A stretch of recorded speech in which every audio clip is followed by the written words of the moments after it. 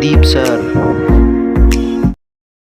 My dear students, solve कर लेते हैं क्वेश्चन नंबर थर्ड को। Question number third is given if 1 0 of the quadratic polynomial x square plus 3x plus k is 2। मतलब एक number of zero दिया गया है, क्योंकि क्वाड्रेटिक इक्वेशन में नंबर ऑफ जीरोस कितने होते हैं? 2 होते हैं।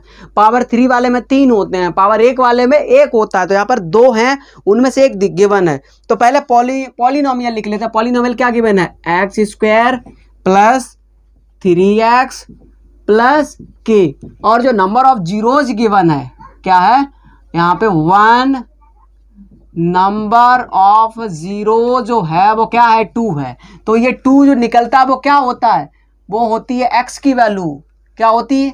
तो यहाँ पे लिख लिया हमने, ये x की वैल्यू जो निकली है x इक्वल 2 है। तो हम क्या करेंगे? Put the value of x in equation first, या फिर इन पॉलिनोमियल, इसमें पुट कर दो। आप क्या कर दो?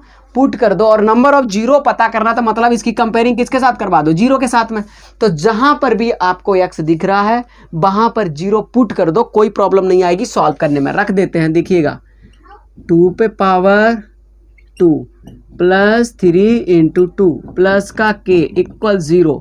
2 2 जा कितना होता है? 4 प्लस 3 2 जा 6 plus k equal 0। 6 4 10 plus k equal 0। तो के इक्वल क्या आ जाएगा? इधर आएगा, माइनस का हो जाएगा, माइनस का 10। मैच करिएगा भाई, माइनस का 10 किस वाले ऑप्शन में है? माइनस का 10 आपका मैच कर रहा है, ऑप्शन बी इज करेक्ट। कौन सा है? ऑप्शन बी इज करेक्ट है। चलिए पढ़ लेते हैं question number 4। Question number 4 is given graphically the pair of equation given. Pair of equation लिख लेते हैं पहले। क्या क्या है? 6x माइनस 3y प्लस का 10 इक्वल है 0। ठीक है। एंड सेकेंड इक्वेशन आपको गिवन है 2x माइनस का y प्लस का 9 इक्वल 0। ठीक है। अब पढ़ लेते हैं क्वेश्चन को दोबारा। Graphically the pair of equation given 6x minus 3y plus 10 equal 0 and second pair is, यानी second equation is 2x minus का y plus 9 equal 0। Represent 2 line which are, देखिए 2 बन रहे हैं तो दोनों क्या करेंगे? एक लाइन बना, 2 लाइनें बनाएंगे। क्या बनाएंगे? 2 लाइन बनाएंगे। 2 लाइन, इसकी एक अलग बनेगी, इसकी एक अलग बनेगी। अब आपको ये बताना, आपने पढ़ा होगा कि जब 2 इक्वेशन या 2 पॉलिनोमियल आपको गिवन होते हैं और उनके जो ग्राफ जब बनाते हैं उसके 2 लाइनें बनती है, वो 3 ही तरह से बनती हैं। पहली बनती है इंटरसेक्टिंग लाइन बनने की चांस रहते हैं, दूसरा पैरेलल लाइन बनने के चांस रहते हैं, या फिर कोइंसिडेंट। अब आपने पढ़ा होगा क्या? इंटरसेक्टिंग मतलब दोनों ग्राफ अगर इस तरह से एक पॉइंट पे काटते हैं तो क्या है? इंटरसेक्टिंग लाइन होगी। अगर दोनों एक दूसरे को काट ही नहीं रहे तो दोनों कैसी होंगी? पैरेलल होंगी, या फिर कोइंसिडेंट होंगी। कोइंसिडेंट का मतलब क्या होता है? इस टाइप पे एक लाइन के ऊपर ही दूसरी भी आ जाएगी। तो ये कंडीशन कब होती है? देखिए, अब इंटरसेक्टिंग होने के लिए क्या होता है? Formula a1 upon a2 is not equal b1 upon b2, ये होता है। और दूसरी वाली के लिए क्या होता है? a1 upon a2 equal b1 upon b2 is not equal c1 upon c2। तो पहले इसे हम चेक कर लेते हैं। देखिए, ये है a की वैल्यू, ये b है, ये c है, ये मतलब a1 था, ये b1, ये c1, ये a2 b2 c2। तो कंपेयरिंग करेंगे हम डायरेक्ट। लिख दिया हमने क्या? 6 अपॉन 2 इक्वल का चिन्ह लगाएंगे, माइनस का 3 अपॉन माइनस का 1। अगर ये दोनों आपस में बराबर होंगे तो हमें तीसरा भी चेक करना पड़ेगा। तो पहले हम इनको ही सॉल्व कर लेते हैं। ये क्या बन रहा है? 2 1 जा 2 2 3 जा 6, और यहाँ पर क्या बन रहा है? माइनस माइनस प्लस, यहाँ पे बना 3 अपॉन 1 और ये बचा है 3 अपॉन 1। भाई ये दोनों बराबर आ गए। अगर दोनों बराबर आते तो हमें तीसरे तक जाना होता। अगर ये दोनों ही बराबर नहीं आते तो हम डायरेक्ट यहीं से पता लगा लेते कि लाइन इज इंटरसेक्टिंग, लेकिन ये तो इंटरसेक्टिंग है नहीं क्योंकि दोनों है बराबर। अब हमें जाना पड़ेगा थर्ड पे। थर्ड क्या होता है? वैसे फॉर्मूला पूरा लिख देते हैं हम थर्ड के लिए। ये होता है a1 upon a2 equal b1 upon b2 is not equal c1 upon c2। अगर ये वाली कंडीशन आती है तो लाइन कैसी होती है? लाइन होती है पैरेलल। तो भाई 2 तो इक्वल आ गए, तीसरा हमें चेक करना। तीसरा क्या है? 10 अपॉन 9। तो देखिए ये बराबर है a1 upon a2 b1 upon b2 बराबर है, पर ये इसके बराबर नहीं है, is not equal c1 upon c2। तो ये लाइन कैसी हो जाएगी? ये लाइन हो जाएगी पैरेलल। कौन सी हो जाएगी? पैरेलल लाइन हो जाएगी। कौन सा ऑप्शन इज करेक्ट? ये ऑप्शन बी इज करेक्ट। ठीक है, चलिए भाई चलते हैं अगले क्वेश्चन की तरफ। क्वेश्चन नंबर 5 पढ़ेंगे और फिर इसको सॉल्व करेंगे। क्वेश्चन नंबर 5 पढ़ लेते हैं पहले। If the quadratic equation x square plus 4x plus k equal 0 has real and equal root, then वास्तविक और इक्वल रूट है तो आप इसका सॉल्व करो सोल्यूशन। तो मैंने भाई ये पॉलिनोमियल तो पहले से ही लिख लिया, अब इसकी कंडीशन पढ़ लेते हैं। ये चैप्टर आपने ना पढ़ा हो तो यहाँ पे भी ध्यान दीजिएगा। देखिए कोई सा भी इक्वेशन है, जैसे ये एक्स स्क्वायर ए वैसे होता है a x square plus b x plus c, ठीक है। तो यहाँ पर ए तो यही होता है, बी होता है, सी अपनी जगह पे इक्वल 0। तो इसके रूट पता करने का फॉर्मूला होता है, वैसे तो श्रीधराचार्य रूल आपने लोगों ने पढ़ा होगा। क्या है? श्रीधराचार्य रूल से ही ये निकल के आता है, वो पढ़ा होगा माइनस का बी प्लस माइनस रूट के अंदर B square minus 4ac upon 2a, ये आपने पढ़ा होगा श्रीधराचार्य रूल। तो मेरे मित्रों क्या करते हैं, इसी वाले में से इतना पॉइंट निकाले, इतना भी नहीं इतना निकाले थे, इससे ही चेंजिंग आती है। तो बी स्क्वायर माइनस का 4 यहाँ से निकाला, अगर बी स्क्वायर माइनस का 4ac की वैल्यू ग्रेटर देन 0 आ रही है तो उसके दो डिस्टिंक्ट रियल रूट होंगे, नहीं दो वास्तविक अलग अलग रूट होंगे। अगर 0 के बराबर आ रही है तो कैसे होंगे, इक्वल में 0 आ रहा है, इक्वल में 0 आ रहा है तो उसके दो रियल रूट होंगे। कैसे होंगे? दो रियल रूट होंगे, और 0 से छोटी आ रही है तो कोई भी रूट नहीं होंगे। तो इसी मेथड पे ये क्वेश्चन आपका सॉल्व होने वाला है। सॉल्व करेंगे तो यहाँ देख लीजिए ए की वैल्यू कितनी निकल रही है, यहाँ से ए इक्वल 1 निकल रहा है, बी इक्वल 4 निकल रहा है, और सी इक्वल क्या निकल रहा है, के निकल रहा है। इनको यूज कर दो भाई, लगा दो क्या, बी स्क्वायर माइनस का 4ac देख लो, और रियल रूट पहले ही बता दो इक्वल में 0 होगा ही होगा।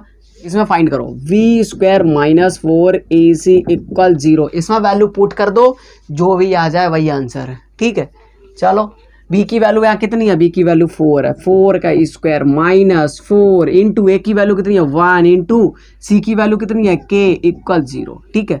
4 4 जा 16 माइनस 4k इक्वल 0, माइनस का 4k है उधर ले जाओ, क्या हो जाएगा 16 इक्वल 4k, 4 इधर डिवाइड में आ जाएगा, 16 अपॉन 4 इक्वल k।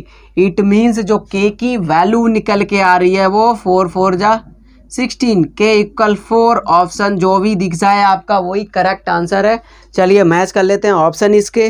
तो इसका जो ऑप्शन है ऑप्शन सी इज करेक्ट। उम्मीद है आप लोगों को समझ में आ गया होगा। चलिए कर लेते हैं नेक्स्ट क्वेश्चन को। 5 के बाद 6 का नंबर है। 6 नंबर क्या कह रहा है question, the parameter of triangle which vertices, मतलब ट्राइंगल क्या, ट्राइंगल में 3 साइडें होती हैं, 3 पॉइंट होते हैं, 3 वर्टेक्स होते हैं, 3 कोने होते हैं, 3 एंगल होते हैं। तो पहले बना लेते हैं ट्राइंगल। क्या बनाएंगे, ट्राइंगल। मैंने मान लिया कि ये एक ट्राइंगल है, ठीक। अब इसके आपको पॉइंट दिए गए, यानी कोऑर्डिनेट फॉर्म में आपको फाइंड करना है ये। तो पॉइंट दिए गए हैं, पहला मैंने मान लिया यहीं पर है 0,4, दूसरा हम मान लेंगे क्या है ये 0,0, और तीसरा आपको गिवन है 3,0, ठीक है। क्वेश्चन कहता क्या है वो ध्यान दीजिए। द पैरामीटर ऑफ ट्राइंगल हुर वर्टेक्स इज, यानी कि ये वर्टेक्स मतलब कोने दिए गए और आपका पैरामीटर पता करना। पैरामीटर पता करने का रूल क्या होता है, ये तो आपको कोऑर्डिनेट दिए गए, तो इसका पैरामीटर फाइंड करने के लिए क्या करना पड़ेगा, पैरामीटर फाइंड करने के लिए हमें इनके बीच की जो साइड है ना, इनकी वैल्यू पता होनी चाहिए। और इनकी वैल्यू पता करने का फॉर्मूला आपने पढ़ा था क्या, डिस्टेंस बिटवीन 2 पॉइंट वाला पढ़ा होगा। क्या पढ़ा था, distance between 2 point. Distance between 2 point equal क्या होता है, रूट के अंदर x2 माइनस x1 का square plus y2 minus y1 का स्क्वायर। इस फॉर्मूले से आप फाइंड करो, पहले क्या करो, इन दोनों के बीच की फाइंड कर दो, इनको ए बी सी मान लो, ए वी सी। तो पहले आप फाइंड करो ए बी, फिर वी सी, और फिर सी ए फाइंड कर लो। ये तीनों वैल्यू आप फाइंड कर दो, तीनों का प्लस कर दो, पैरामीटर आ जाएगा। सिंपल सी बात है। वैसे अगर सीधा सॉल्व करें तो इसका इसके साथ निकाल लेंगे तो सब कुछ कट के क्या बचेगा, 4 का स्क्वायर 16, और 16 भी रूट से बाहर निकल आएगा, फिर क्या बचेगा, 4 ही बचेगा। इन दोनों में क्या बचेगा, 3 बचेगा, 4 3 7, और इन दोनों का कितना बनेगा, 5 12 बन जाएगा इसका आंसर। लेकिन आएगा कैसे वो बताते हैं, 12 बन जाएगा इसका आंसर। देखो पहले वाले को फाइंड कर लेते हैं। क्या करते हैं, इसको मान लेते हैं मेरे मित्रों इसको मान लेते हैं x2 कॉमा y2, इसको मान लेते हैं x1 y1। चलो फाइंड करते हैं। तो क्या होगा 0 माइनस 0 का स्क्वायर, ठीक है, x2 minus x1 plus y2 minus y1 मतलब 4 माइनस 0 का स्क्वायर, ठीक है। इसको फाइंड करेंगे तो हम क्या बच जाएगा भाई, ये तो हटाओ, कुछ बचा ही नहीं है, 0 है। इसका बच जाएगा यहाँ पर क्या है 4 पे पावर 2 और पावर से रूट कटा, वैल्यू कितनी आई 4, ठीक है। अगला फाइंड कर लेते हैं भाई मेरे। अगला देखिए क्या निकालते हैं हम, बी और सी। तो BC के लिए क्या करेंगे, इसमें से इसको माइनस कर देते हैं।